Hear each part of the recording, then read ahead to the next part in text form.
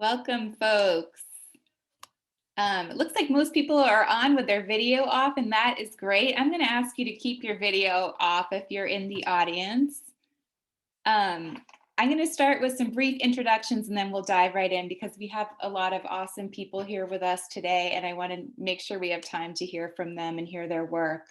This is our final Beyond the Page conversation. It's been a series of 4 conversations that invites guest authors and publishing professionals to discuss craft and issues of craft, and also issues that go beyond craft, such as culture, race, identity, authenticity, and how writers write within and outside of their own experiences. Tonight's conversation will explore how writers write about current events and societal problems as they continue to unfold in real time. Our guests tonight, who I'll introduce in just a second, have written thoughtfully and eloquently about racial justice and white supremacy, violence against women, Indigenous women, and violence against the land, social justice, and prison abolition, and much, much more. We're excited to be able to offer ASL interpretation tonight, and thank you to our interpreters. Tonight's conversation is supported by a grant from Maine Humanities Council. We'd also like to acknowledge we are inhabiting the homeland of the Wabanaki, people of the Dawn, who are still here living, creating, and caring for this land and water.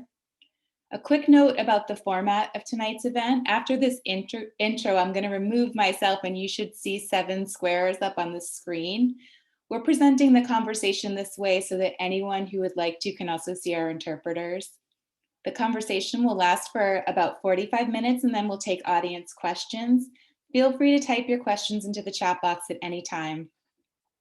And finally, as I mentioned, this is our final Beyond the Page conversation. And so if this was like a junior high chorus concert or a band concert in Massachusetts, suburban Massachusetts, where I was growing up, we would pause right now and people would emerge from backstage to hand Samaa and Morgan like a bouquet of flowers or chocolates or books or something to express our deep gratitude for being our fearless facilitators throughout these conversational series. So in lieu of that, I just want to thank you both so deeply for your time and work, and also your willingness to share your ideas and knowledge to bring these wonderful conversations to life. So a huge round of applause, and thank you to Samaa and Morgan. Finally, to introduce tonight's distinguished panelists, I'm going to do that, and so we can dive right in. Joseph Jackson is the executive director of the Maine Prisoner Advocacy Coalition, a group that engages in direct action and advocacy with Maine Department of Corrections on behalf of prisoners and their families. In addition, he is a director of leadership development with Maine Inside Out and a founder of Maine Youth Justice, a campaign calling to end youth incarceration in Maine and reinvest the dollars spent on youth incarceration into community services that support the youth. While incarcerated, Joseph earned his associate's and bachelor's degrees with summa cum laude honors from the University of Southern Maine in Augusta. He has published poetry in the online news journal Village Soup and in the Bangor Daily News. Toni Jensen, another guest, is the author of Carrie, a memoir of survival on stolen land, which is a finalist for the Dayton Peace Prize and a New York Times Editor's Choice book. An NEA Creative Writing Fellowship recipient in 2020, Jensen's essays have appeared in Orion, Catapult, and Ecotone. She is also the author of the story collection From the Hilltop. She teaches at the University of Arkansas and the Institute of American Indian Arts. She is Métis. Scott Woods is an Emmy Award-winning writer and event organizer in Columbus, Ohio. Woods is the author of Urban Contemporary History Month, We Over Here Now, and Prince and Little Weird Black Boy Gods. He has been featured multiple times in national press, including appearances on National Public Radio. He is the founder of Streetlight Guild, a performing arts nonprofit. He is a 2018 Columbus Foundation Spirit of Columbus Award recipient, as well as the Greater Columbus Arts Council winner of the 2017 Columbus Makes Art Excellence Award for his event series Holler, 31 Days of Columbus Black Art. And he was named the first ever Face of Columbus by Columbus alive. He is the co-founder of the Writer's Block Poetry Night and a regular contributor for Level magazine. And get this, this is my favorite fact. In 2006, he became the first ever poet to complete a 24-hour solo poetry reading, a feat that he bested 7 more times without repeating a single poem. So we're so lucky to have these guests. Thanks to all of you, and please enjoy this conversation. Thank you, Taryn. Thanks to all of you who showed up tonight. As Taryn said, this is the last event in the series, and so those of you who have stuck with us through the whole series, much gratitude to you. I'm so excited, and I know Morgan is excited to be with Toni, who I've just met, Joseph, whose work I admire and who is someone I call my friend, and then Scott, who is my way back friend from back in the day.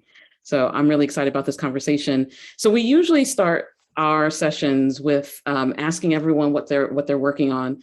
And Morgan had this fantastic idea. I think it was Morgan. I'm attributing it to Morgan. I don't know. Take it. That we might start with some reading. So we've asked the 3 panelists to share excerpts from their work, and so I'm really excited. And so we're gonna start with Toni, and if you can share what you're reading from, and then after you do the reading, if you can talk a little bit about how that piece of writing that you shared captured the moment, whatever your interpretation or whatever your understanding of that phrase is. How does that piece of writing that you shared capture the moment? So Toni, if you are ready. Thank you. Thank you. Thanks for having all of us here for this conversation tonight.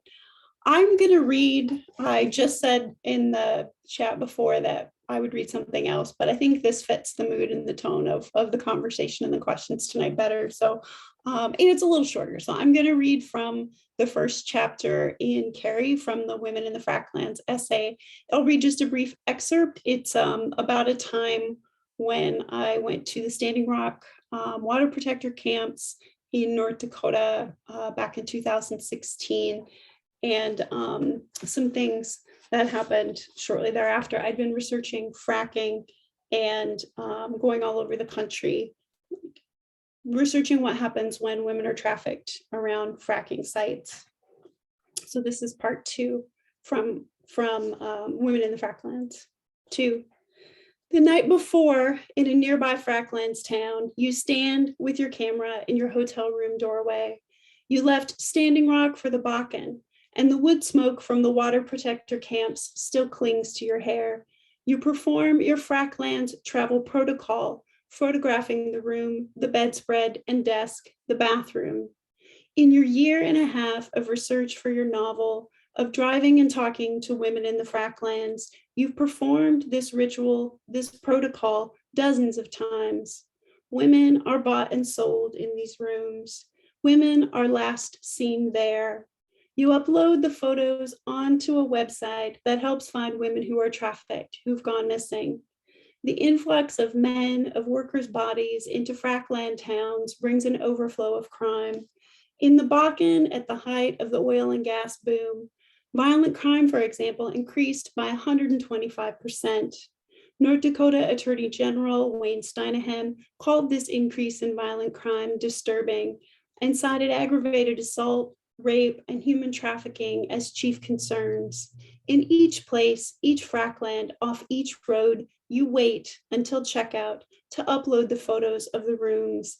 In the 1.5 years of driving and talking and driving and talking, if you've learned nothing else, you've learned to wait, because it is very, very difficult to sleep in a hotel room once you learn a woman's gone missing from it.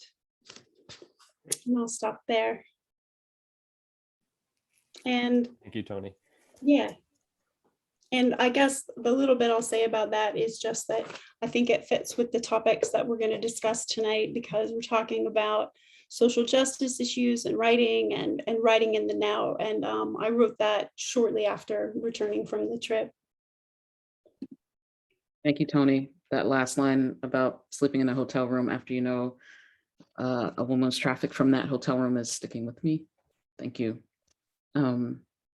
Joseph, share an excerpt, tell us where it's from, and then tell us how the writing captures the moment. Yes, I hope everybody can hear me. Yes, this piece is entitled Black Survival Techniques. It evolved out of the Black Power movement, Black Lives Matter movement that recently took place last year. This year we did a commemoration for George Floyd on the anniversary of his passing, where we performed like theater of the oppressed based on the pedagogy of Augustus Boyle. And I'll just read the piece. Time has come for you to hear OG speak. Pick up the new Jim Crow and take a peek. It's taken a lifetime for OG to come to grips with my place in the land of the free. Since three-fifths feel every American deemed free but me. I've had to acquire survival techniques to ensure I don't end up dead, pinned under a cop's knee, shot or hung from a tree. The century-old saying, it's worth half a cent to kill a nigga and half a cent to bury one, is enough to make any Black person since Frederick Douglass want to acquire a gun.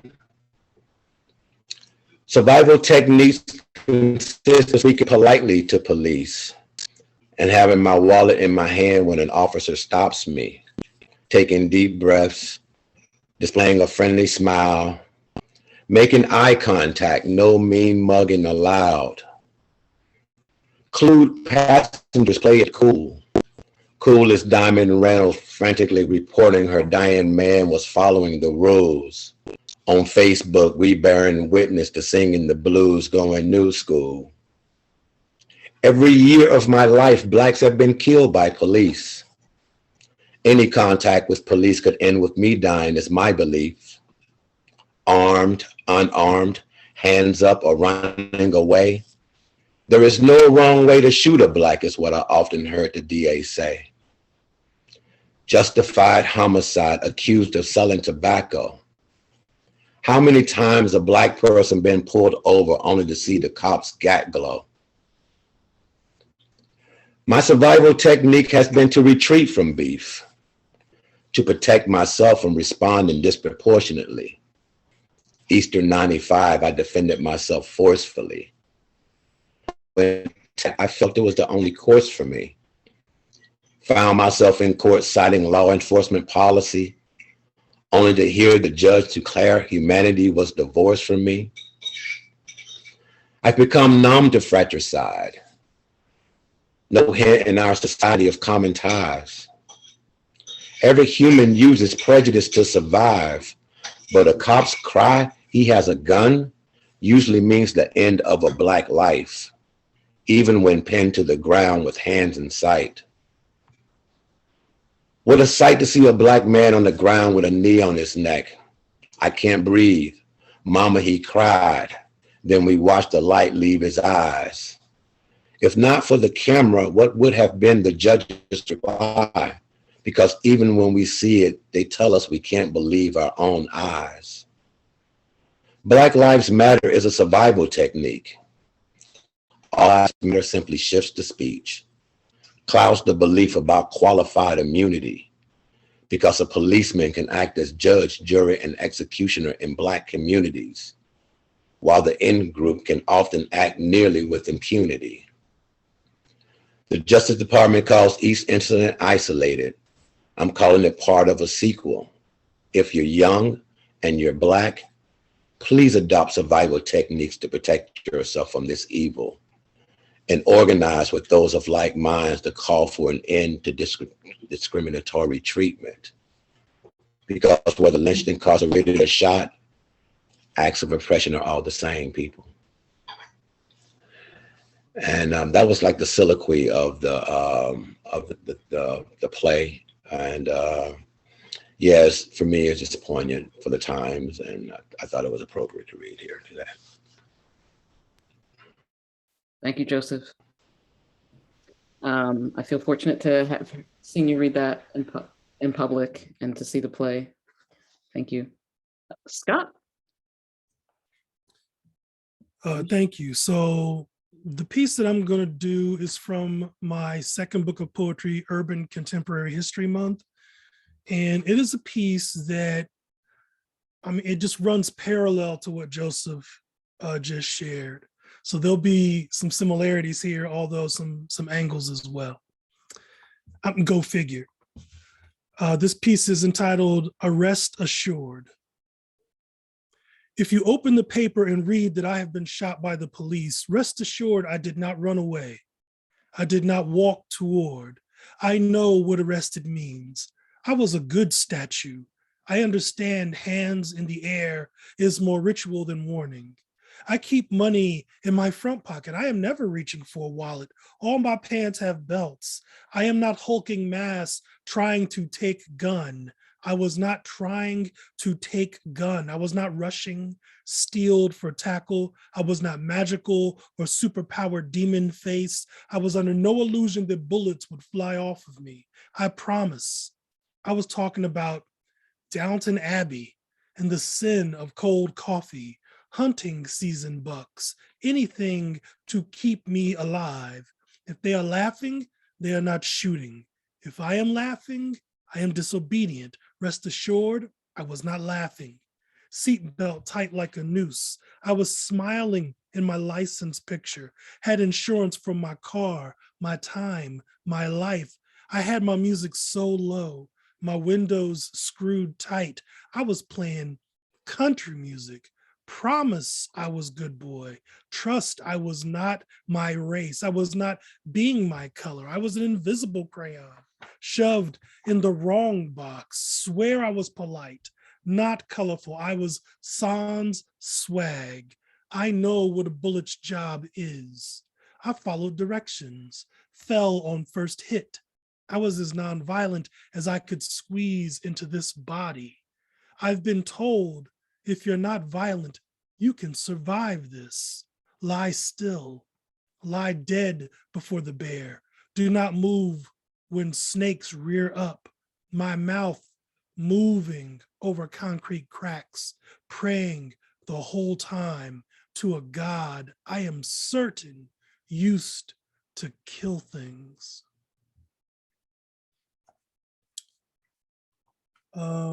Just a word on the creation of that piece. That was written right around the time that Michael Brown was killed. And obviously there's a couple of lines that reference things that the officer said and the way he described Michael Brown. And yeah, that's kind of where that comes from. Thank you, Scott. And I just want to echo Gibson in the chat that just, yes, this is a really powerful trio of readings. So thank you all. Before I turn it over to Morgan, Morgan's going to take us off into our discussion, our conversation. I just want to invite everyone to, if you have a question that comes up, please drop it into the chat. We have some time reserved at the end for questions, but what Morgan and I tend to do is we kind of pepper in your questions throughout, especially if we're seeing some, a question that's repeated. So please, I invite you to toss your questions into the chat. And if you have any thoughts that you want to just share with the writers, please do that. You can do that in the chat, or any appreciations, please do that in the chat. All right, Morgan. Thank you. Toni, Scott, Joseph, thank you so much for those readings. They were absolutely fantastic. I always find myself, this was such a different way to start our panel discussion. And I'm like, I have so many questions that I feel like break out from, what we set to talk about today. But I was just so drawn to the fact that how all three of these pieces, really highlighted this necessity and this urge for people at the margins to adapt and be cautious of these overarching and scary systems. You know, Toni, you said, you know, you've learned to wait. Joseph, you know, I've had to acquire survival techniques. And Scott, I mean, your prose was getting at that as well. And I just found, you know, Scott, you said it related very well to Joseph's, and all three of these did. So thank you. So that gets me to this first question that I think will sort of open up our conversation on writing the moment. And, you know, we got a sense of what you write about, and but I'm curious, you know, what are the topics you're driven to write about again and again? And what are the reasons for being drawn to those topics? I guess I can throw it right at Toni first. Yeah, I write a lot about gun violence, interpersonal violence. I grew up in a house with guns and with domestic violence. And so I suppose that's the origin story of it. But also I lived in Orlando, home of a mass shooting. When I lived in Pittsburgh, we were really in an epidemic of shootings and gun violence in the neighborhood I lived in, surrounding neighborhoods, not in the neighborhood where the private college I taught at sat, right? Like not over there, but where I lived, which was across town, and not that far across town, mileage wise. And so I think that having this position most of my adult life as being a college professor, people assume certain things, that I'm white passing, right? I have what's been described sometimes as like a polite face. People misread that and think that I come from a different sort of place and background than I do. And I feel like those of us who can pass through society with a tremendous amount of privilege have to put ourselves in the game and to say that we have skin in this game too, because otherwise it's going to always be seen as a separate issue. And so I wrote Carrie in part, and it started as essays, but I wrote the book in part because I really thought that it was important for some of us who are affected in our neighborhoods and our families by domestic and gun violence to start saying so. Otherwise, we're not part of the conversation. And then there's this schism, there's this divide, and everyone in America is affected by gun violence, though not equally, but everyone's affected. And so we all should be talking about it. Thank you, Toni. Scott? So I am frequently drawn to writing, well, because I do so many more essays now than poetry on a regular basis, I'm drawn to writing more about my city and the issues that affect my city. So we're talking about police violence, you know, gentrification, you know, just grand injustices. That's where a lot of my writing focuses right now.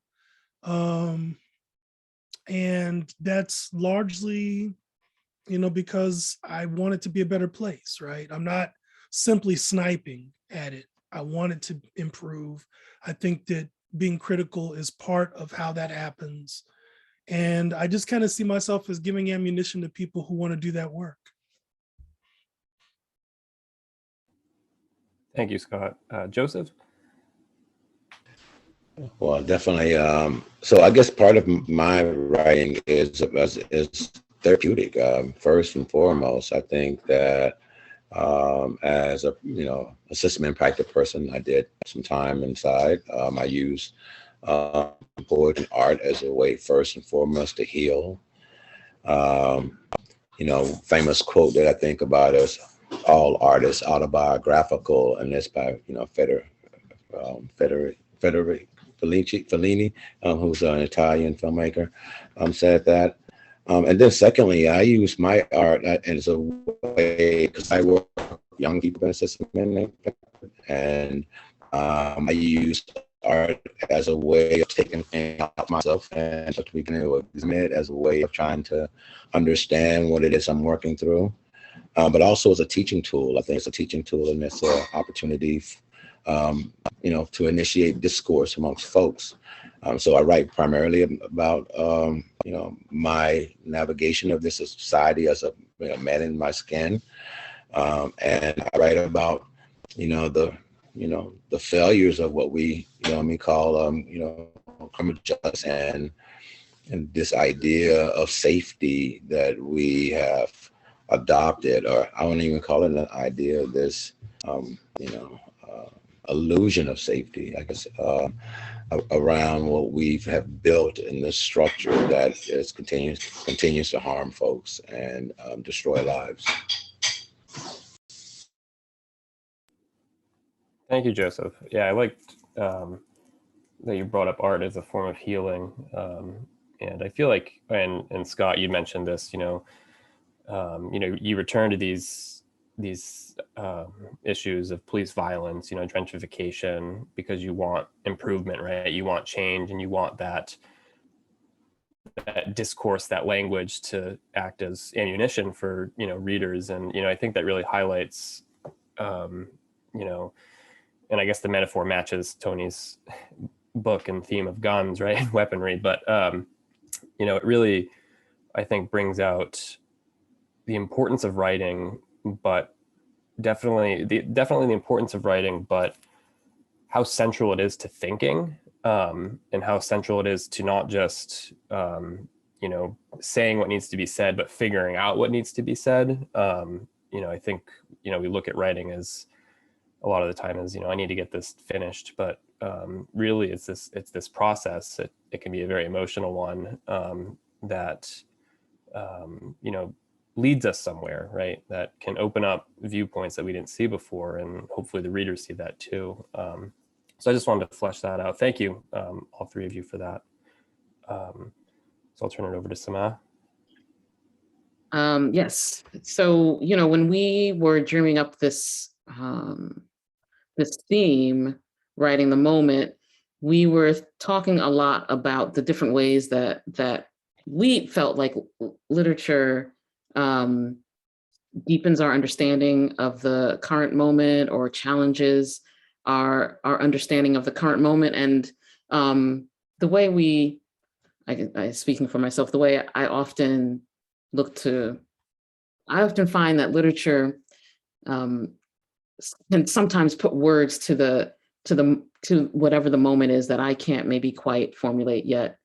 And so we are interested to hear you talk about the ways that you all create work that deepens our understanding of the moment or complicates it. And I'm particularly interested in hearing you speak to this because the three of you write, not just that you write very differently, but, Scott, you're talking about you're writing a lot of essays now, which are very different than the work that Joseph was doing, and Toni, the work that you're doing.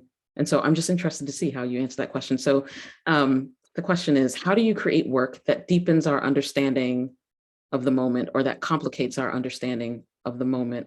Scott, I'll start with you. So my cardinal rule is to make sure that I am writing the thing that only I can write. A lot of us are in the same place, politically, culturally, spiritually, intellectually.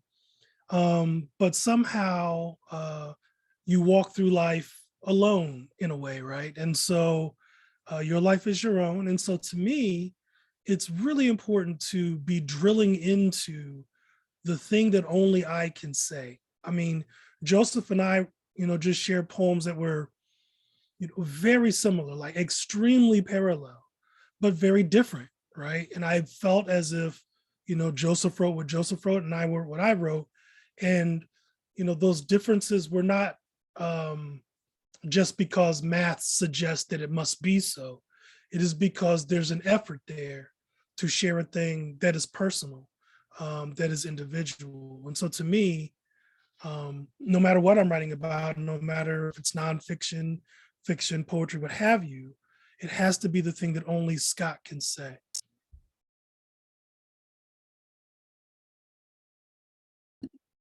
Thank you, Scott. Toni. Yeah, unsurprisingly, I agree with Scott on that. I think I'm always aware, or I try to always be aware, is this something someone else could write? I think maybe sometimes why I come down on the side of writing a thing versus no, someone else could write this exact same piece is the way that my brain works. I'm interested in a wide variety of subjects. I have sort of an associative brain, so I like to go way back in time and pull something from history. I'm interested in etymology.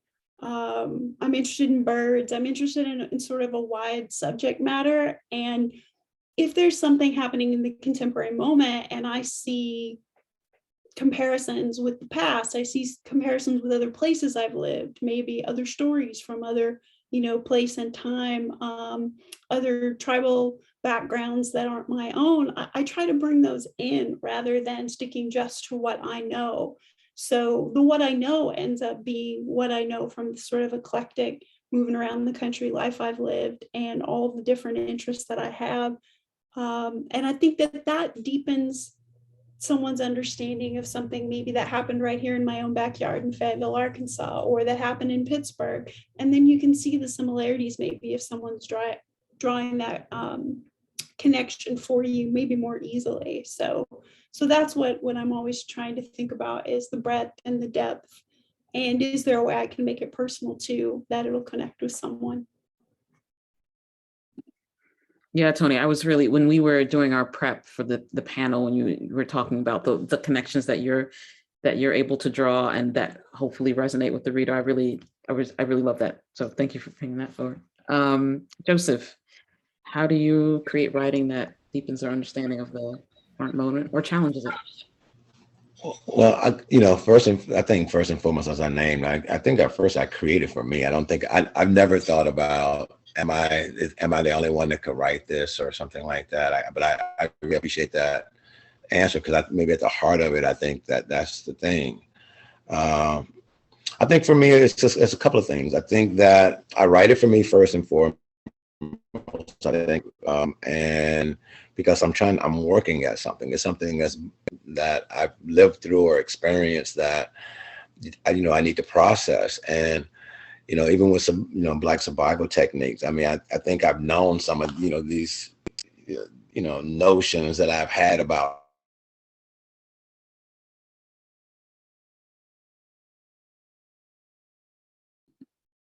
Oh, I think we might be losing Joseph. Oh,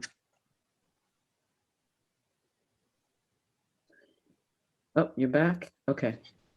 All right. Was I frozen? Yes. Oh my goodness. Yeah, I'm sorry about that. I'll just end with saying that part of my process is to be an activist. I want to engage people in a type of discourse where we begin to think about the kind of structures that govern us. And it's also a form of, for me, like teaching and talking to young people when I used to be, in my 20s. And I wish I had somebody that kind of could tell me a little bit about some of the things I might be facing as a person with my identity in inner cities. And so, I write a little bit about that. So maybe at the heart of it all, I agree with Scott that, it's a story that I have to tell. Yeah. Thank you. We talked about, we spent a bit of time talking about writing as activism and writers as activists. And I think that, that's one of the questions that we'll come to at the end. And I am so interested to see you and Scott in conversation about that. So Lisa asked the question and, I'm just going to read the question out loud for accessibility. And then Scott answered it. And Scott, if you wouldn't mind reading your question just for your response. So Lisa asked the fantastic question. How do you know what should be poetry and what should be prose? How is the moment different in these different poems? And Scott, do you want to give us your answer? Lisa, usually it expresses itself within the first blush of the idea. I know a poetic line coming out of my head versus a line that would sound good in an essay. When there is doubt, I see how far the idea gets in one form or another by reasoning it out. So if something I'm thinking about keeps spinning out as a poem, I follow that. But if it runs twice as long as a conversation with myself, that's probably an essay.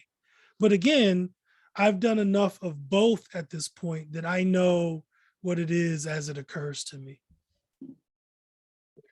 Thank you, Scott. Joseph, do you ever write prose? Do you have a response for that, Lisa's question? I don't know if you write prose. I do write prose. I mean, I think that I'm a muse person, so I believe in the muse, and the muse is something that for me could, it could come and I can, write out a whole, at least a frame of a poem at a given sitting. But then again, there's some things that come. I'm also I play in the play and other forms in the middle of autobiography. My two days, and I should say in middle, where it's a little bit different, different thinking, different, creating a character that, and the depth around that character is a little bit different for me with the different types of writing, but. I think mostly I grew up with the music of verse, and so I probably move toward that, first, and that the other forms of writing comes with some intention, starting out. And Toni, do you write poetry? I started as a poet, but no one really wants that out in the world. Right. I do write fiction though, and how I know if it's going to be a story is if I need to make some things up. I try to not do that, of course, in nonfiction.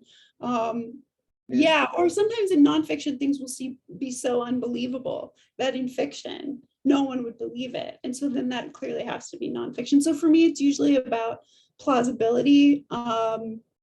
About the effect to the people I'm writing about. If they need some camouflage, then it's fiction, some deep camouflage. And then if I have questions, if I have more questions and the questions are really driving, I want to know why, I want to argue, then that's an essay. To put forward a question is more of an essay, whereas a story, should put forward a story. And so, yeah, that's usually how I draw that line. But no poems, not really. Thank you. Thank you. All right, Morgan. Next question for the folks. Yeah, thank you all. So Joseph kind of got at this when he was talking about his writing and using it as a form of activism. And my question is to you three. How do you write in a way that is both artful and activist oriented? So Toni? I think you can write from the sense of question or the sense of argument, and that can be about activism or about a topic that's a social justice issue or is political. If you're keeping an eye toward art and image and language, you're going to be writing something that is also artistic. I think it's when sometimes the anger takes over and it's hard not to let it, or when the lingo from whatever movement you're writing toward or against takes over. Sometimes that language is usually pretty static. And so for me, it's about keeping the language first and foremost. Yeah, and so I think that's how the art stays in. As far as activism, I write about activists and I write about the work they're doing. And I suppose that pushes their conversation forward, but I'm not ever sure if that's actually activism, if I'm not the one out there, putting my body on the line. But I do think that writing can contribute toward the dialogue for sure, can help push the dialogue. And I think that I'm always mindful of whether or not a piece is doing that.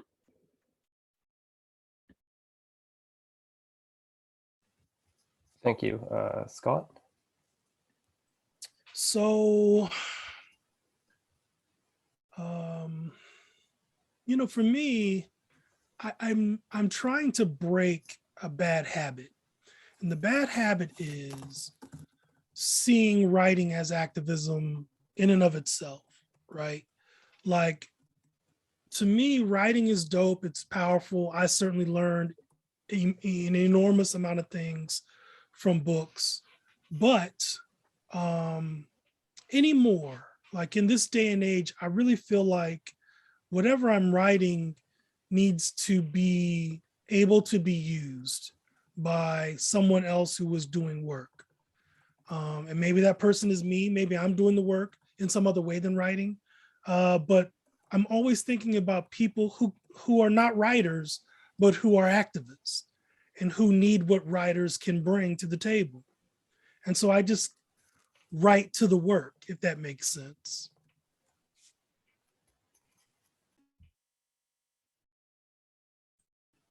Yeah, that makes a lot of sense. Thank you, Joseph. Yes, I appreciate the question, and I appreciate both of the panelists' answer. I think for me, it's not. So it is absolutely correct. Writing is not just a writing; it's sharing. So it's not just writing art; it's sharing art. That's the activates. In my particular, work, we use a lot of theater, and there are soliloquies that are in our plays and things of that nature. But really, it's the sharing of that work with audiences that elevate that writing to a form of activism, because you begin to engage that audience in a type of discourse where you're presenting a problem, you're presenting something that's going on in society. So I think that for me, that writing is one part, it's only one aspect of it. It's the writing and the sharing of the thing.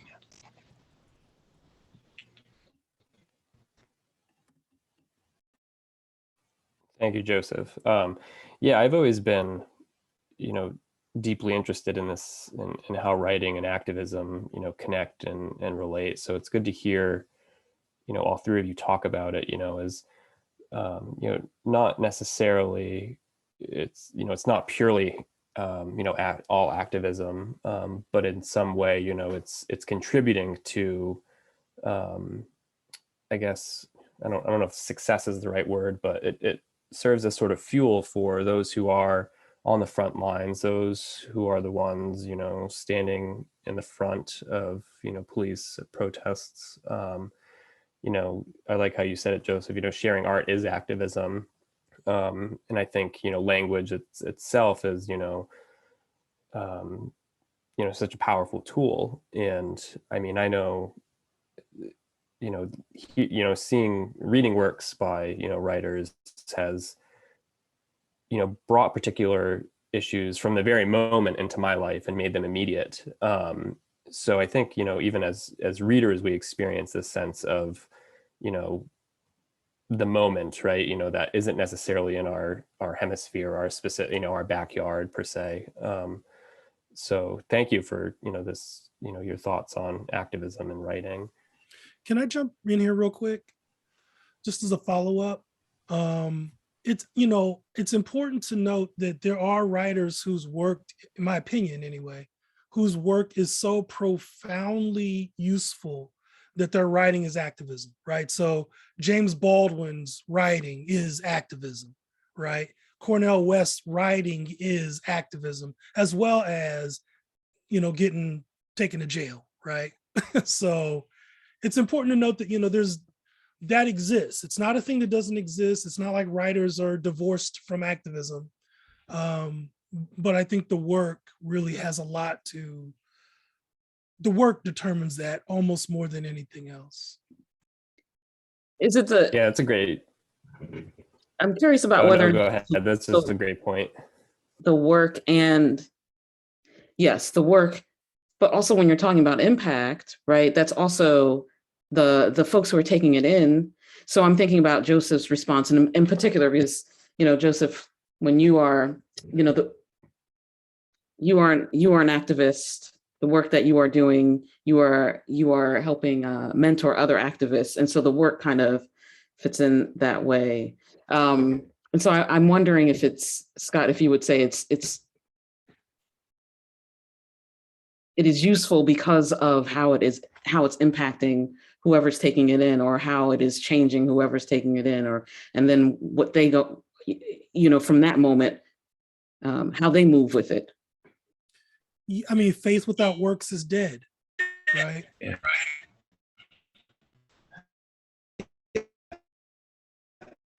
I love what Scott was saying. I think that, using his two examples, Baldwin and Dr. Cornel West, both of them have been out in the world talking about reading their works. They are, they're not just putting books out there. They are out there. I've went to and seen Dr. Cornel West speak myself. I thought was the most wonderful thing. It directs you to his work when you see him. I've seen plenty of videos of James.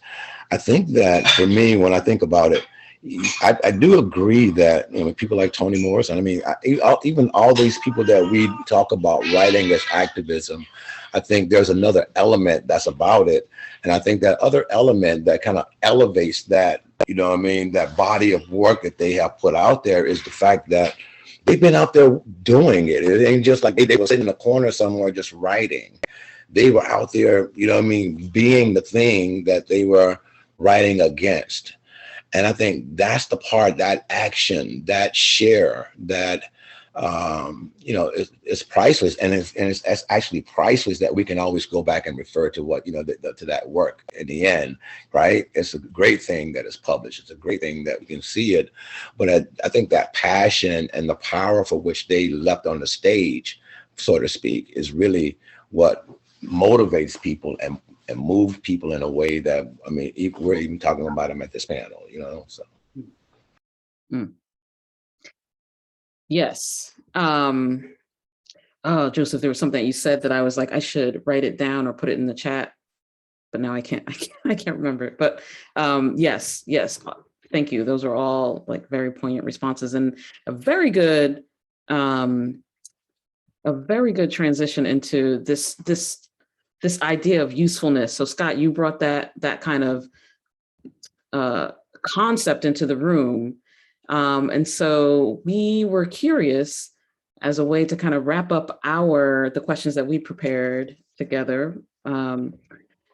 We're interested in hearing you talk more about this idea of usefulness. So how do you write in a way that makes your work useful to the future? And useful, if you want to offer up what you mean by that, please, by all means, because it might mean something different to the three of you. So how do you write in a way that makes your work useful to the future? And when you are writing, do you consider the longevity or the lasting impact of your work as you're creating it? Joseph, let's start with you. I don't know if I ever thought about in the longevity of any work that I have created. I think, I keep going back to it. First and foremost, it was always therapeutic for me. I think I have a lot of stuff that I've never tried the 24-hour reading, but I think I might be able to match at least one. But it was first and foremost for me, and I think that what happens is that I think longevity will take care of itself. I think that's for me. That's how I look at it. But definitely isn't humbled by that thought, I guess. So that's how I would answer. Thank you. I keep turning off my camera to kind of like ease the burden of, I don't know. I don't even know the words. Wi-Fi? I don't know. Just keep turning it off. Toni, right. How do you write in a way that makes your work useful? And do you think about that kind of thing as you're working? Do you think about the longevity and the lasting impact of your work? Yeah, I have a teenage daughter, so around this house we say, "Is that useful though?" a lot. And so I do think about that. If I'm going to say that, a dozen times in an average week about everyday things and more profound things once in a while.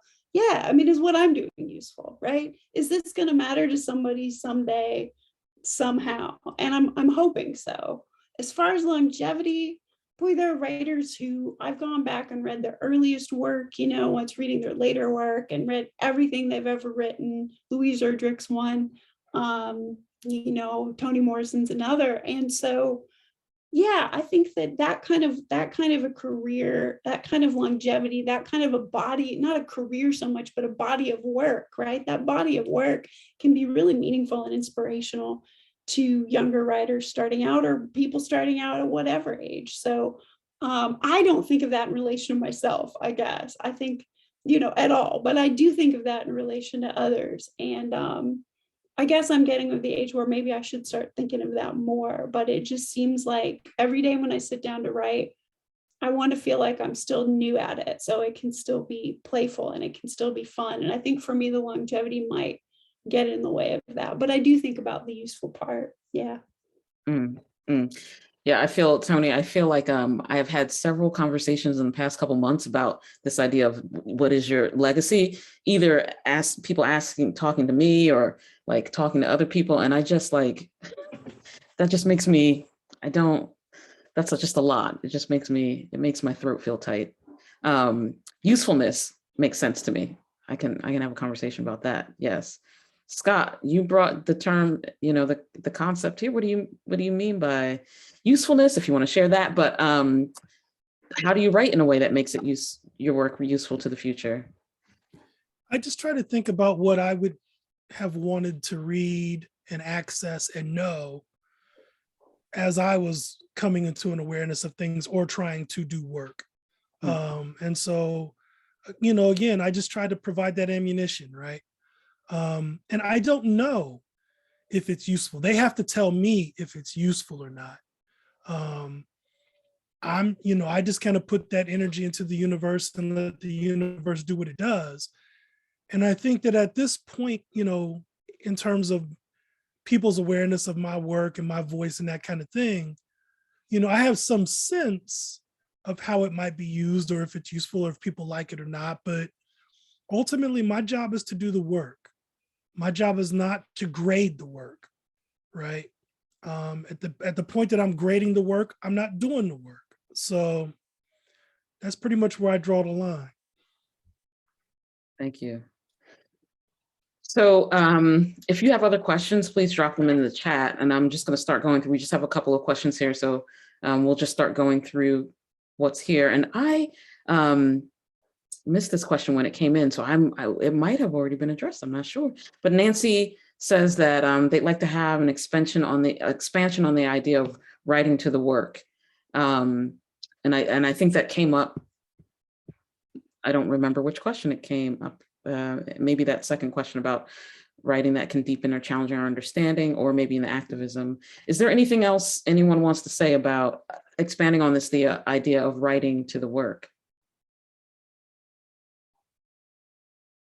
And of course, there's no obligation.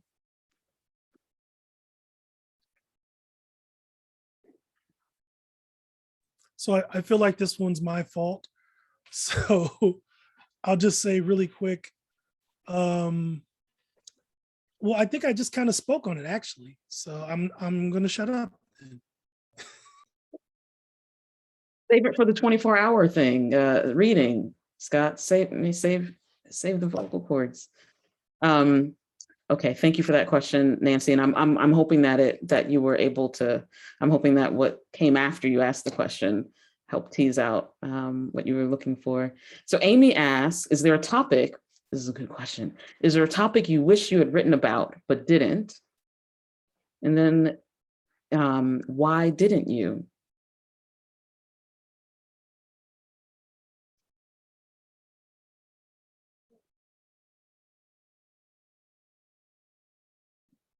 Every time I've regretted writing about something from back when the thing happened, I go back and write about it later. So I don't have very many regrets. When I was at Penn State, I didn't write about the Sandusky scandal, for example, because I felt maybe too new to the situation, that kind of thing. But I eventually wrote about it. People don't ever want me to write about basketball. I'm 5'4", I'm middle-aged, but it's a thing I love. And so I've just started putting basketball in wherever I feel like it's appropriate. It gets cut out a lot. It doesn't make it to the floor of the thing a lot of the book or the essay, but there should be more basketball and everything. So I'm coming around to that too.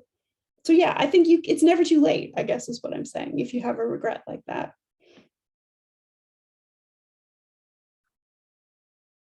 I like that, basketball everywhere. So I'm just gonna look for the secret, like basketball Easter eggs.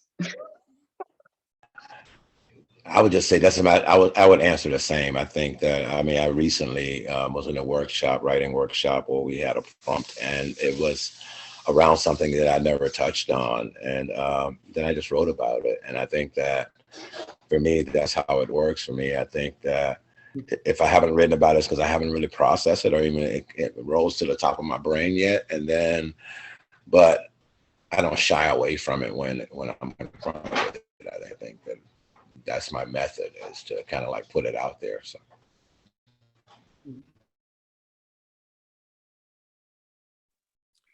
Yeah, I only have topics that I haven't got to yet.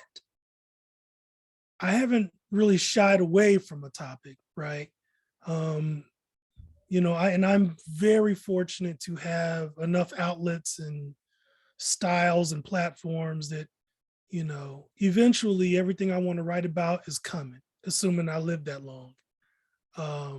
But no, I've never just been like, let me not do that. That's never really been a thing that's never been a decision I've made, I don't think.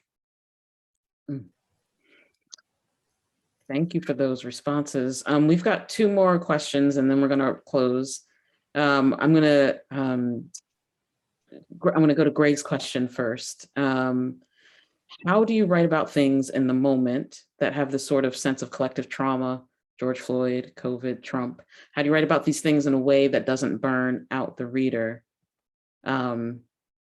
Just acknowledging that how tough it is to read about so many traumatic things over and over again. So how do you write about those things in a way that doesn't burn out the reader?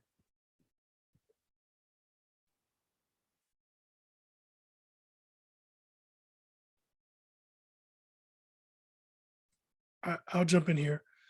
I am the first reader. So if I'm burned out, I don't write it. And I just have to trust that enough people feel the same way. And I'm usually a pretty good gauge of that, right? So if I'm overwhelmed, unless I'm trying to like process it, or unless I'm trying to do something, therapeutic with it, then I'm not really going to do that if it's something I don't feel I can get out in the right way, because these are very heavy things and they need to be approached with respect, whether you like them or not. You still, as a writer, I like to approach them with some level of respect. I'm going to commit time out of my life to write it and then to share it and then maybe debate it, maybe. But so yeah, if I go off of me, I write initially for me,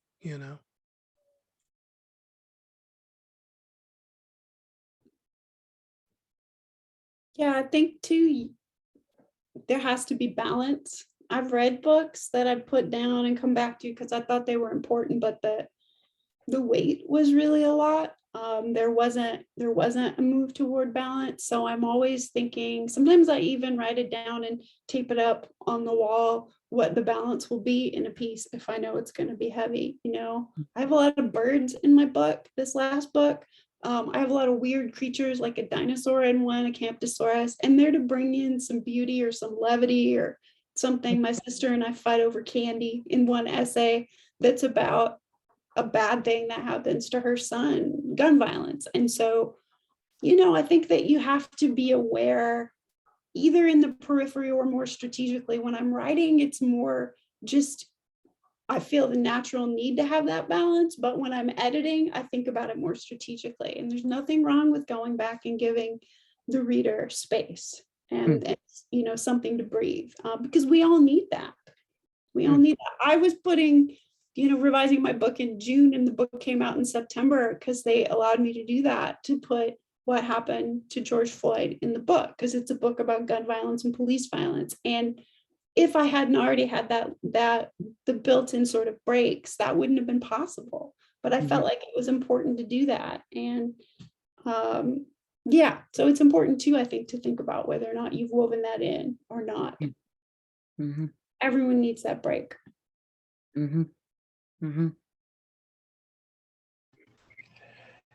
Yeah, I guess I think what got into it, but I'll just add that it's therapeutic and there's power in that name. And I also believe that in power of art and creativity to begin to set the stage for something, a social evolution. And I think that by naming and by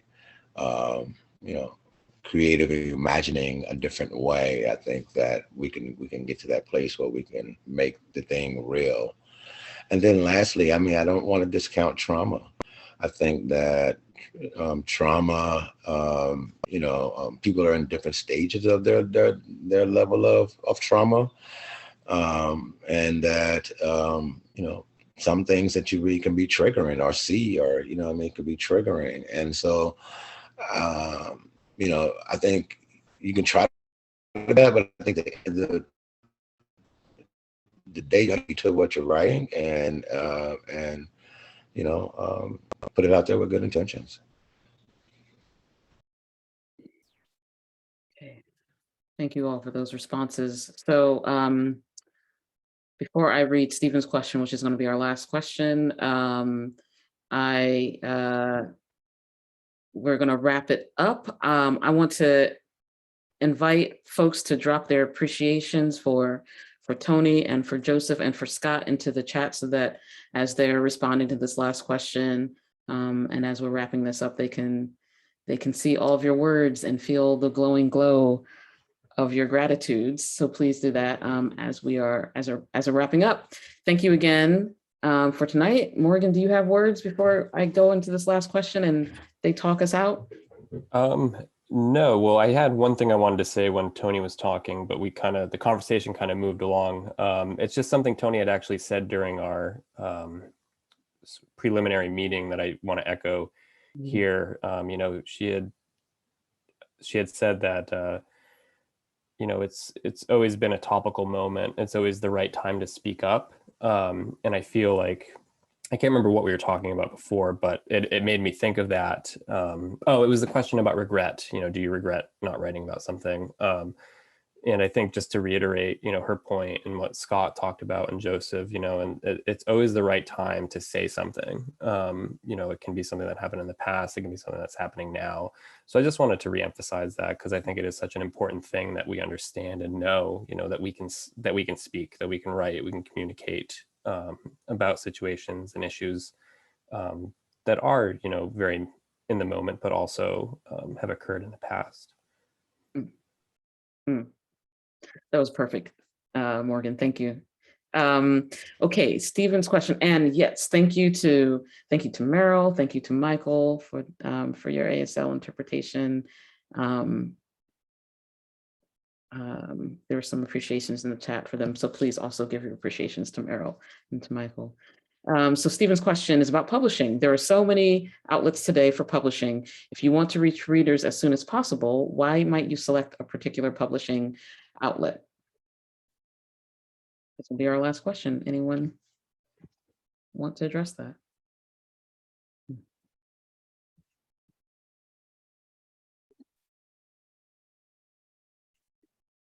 I think if you're wanting work to get out quickly, I mean, there are really a lot of good online venues for that. If you're writing about it in the environment, Grist or maybe Guernica, are really good places to look.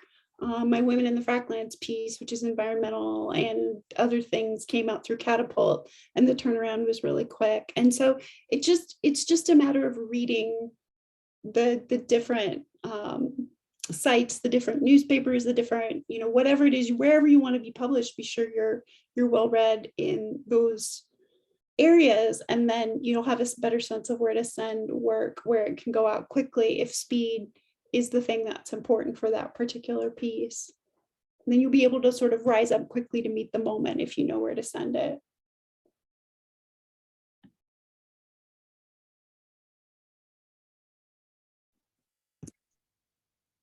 All right, I think that's again, no obligation to respond. Thank you all. It was wonderful to wrap up the series with the three of you. So thank you, thank you.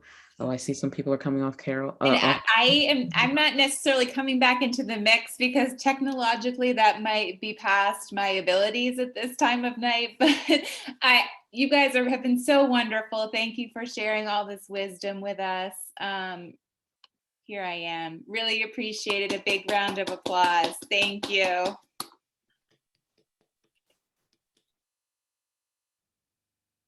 Take care, everyone.